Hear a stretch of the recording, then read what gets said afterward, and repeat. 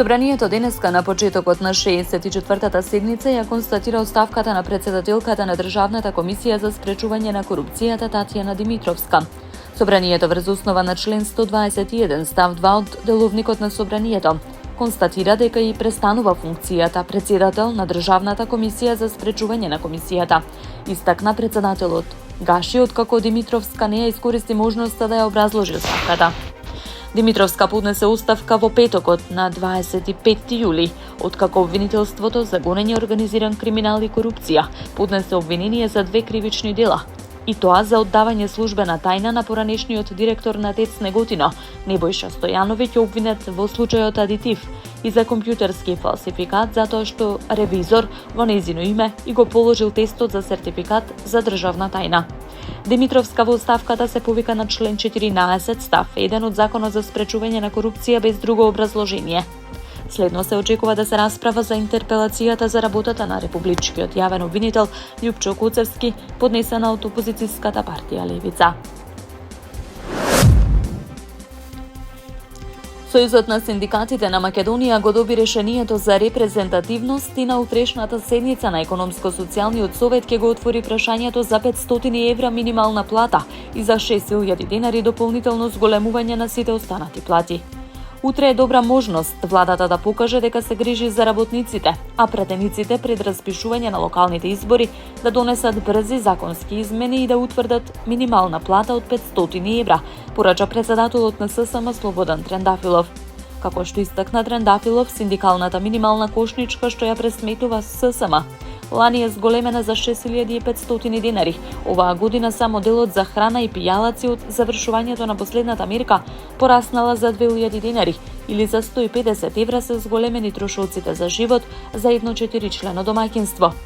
Според него, не држат веќе изговорите на владата дека работниците и работодавачите треба да седнат и да се договорат за зголемување на минималната плата. Повикувајќи се на Евростат, Трендафилов нагласи дека 55,7% од работниците и граѓаните во земјава не можат да си дозволат годишен одмор ниту 7 дена во бунгалов во Дојран, а тоа рече треба да ги загрежи креатурите на политиките.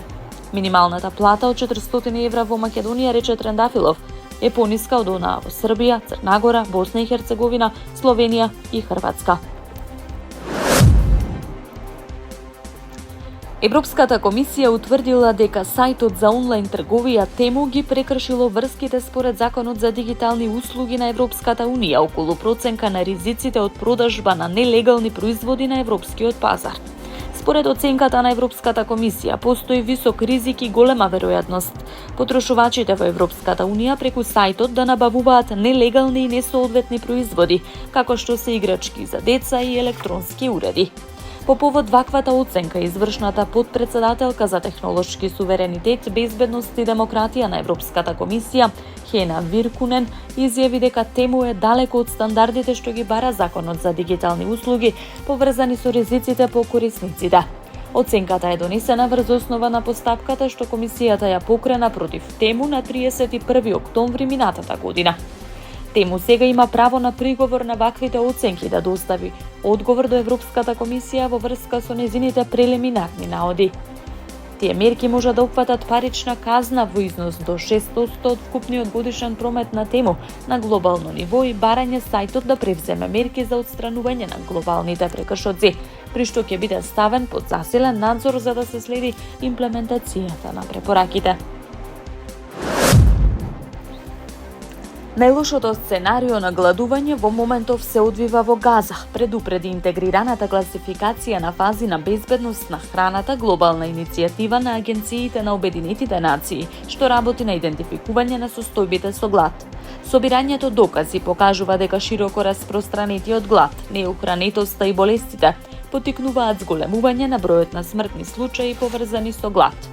Имено помеѓу мај и јули, бројот на домаќинства што поминуваат низ екстремен глад се удвои, додека стапката на неухранетост се зголеми од 4,4 во мај на 16,5% во јули, се вели во предупредувањето на иницијативата.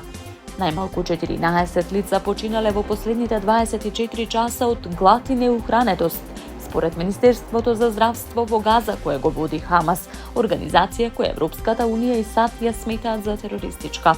Со тоа бројот на смртни случаи од глад се зголеми на 147, вклучително 88 деца.